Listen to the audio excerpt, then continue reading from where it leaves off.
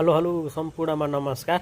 आज चाहिँ म कोरियामा आफैले पेट्रोल पम्पमा गएर चाहिँ डिजेल पेट्रोल कसरी लगाउने भनेर छोटो भिडियो बनाइरहेको छु।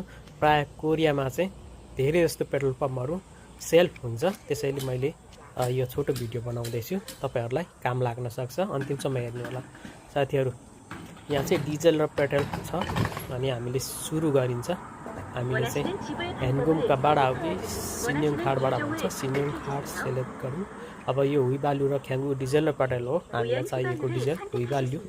अनि लगइन गर्यो, त्यस पछाडि ब्याङ्क कार्ड चाहिँ कुनको हो भन्छ। यो चाहिँ नोङ्ग्यापको पेट्रोल पम्प भएको कारणले मैले चाहिँ नोङ्ग्याप कार्डमा सेलेक्ट गरेको छु।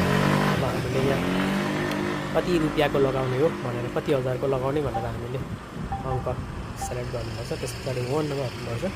त्यस पछाडि चाहिँ यसले कार्ड लगाएको हुन्छ। कार्ड लगाउने हामीले क्यासबाट पनि लगाउन सकिन्छ।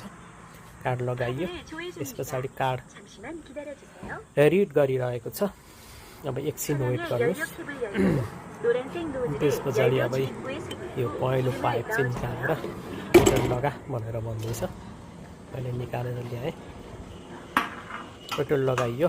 यसको यो निप्पलमा चाहिँ अटो सेन्सर सिस्टम हुन्छ। अलिकति भरिन लाग्यो भने आफै बन्द हुन्छ। अरू सबै नेपालकै जस्तै हो। सरर अब त्यहाँ कति हजारको गयो भनेर चाहिँ चलिरहेको छ।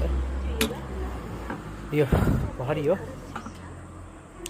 साथीहरु पनि तपाईहरु पनि आफैले गएर पेट्रोल पम्पमा आफ्नो सवारी साधनमा डिजेल पेट्रोल चाहिएको खण्डमा लगाउन सक्नुहुन्छ है। यो भिडियो अन्तिमसम्म हेर्नुभयो भने तपाईले थाहा हुन सक्छ। अब यहाँ बिल पनि दिन्छ हामीलाई। यहाँ कर्मचारीहरू कोही नभएको कारणले सबै कुरा मेसिनबाटै हुन्छ, अटोमेटिक। मलाई बिल दियो, बिल दिएपछि अब कार्ड पनि निकाल भन्छ। मैले कार्ड पनि निकालेँ। ल साथीहरु, यस्तै छ। धेरै ठाउँमा आफैले लगाउनु पर्ने हुन्छ, त्यही भएर थोरै भिडियो हेरेर जानकारी लिनुभयो भने तपाईलाई पनि काम लाग्छ। मैले यो अब रकनहरू पनि लगाएँ। अरूले पनि त्यसरी नै लगाइरहेका छन्। कर्मचारीहरू हुँदैन, सेल्फ लेखिरहेको छ त्यहाँ हो, सेल्फ NH Oil भनेर।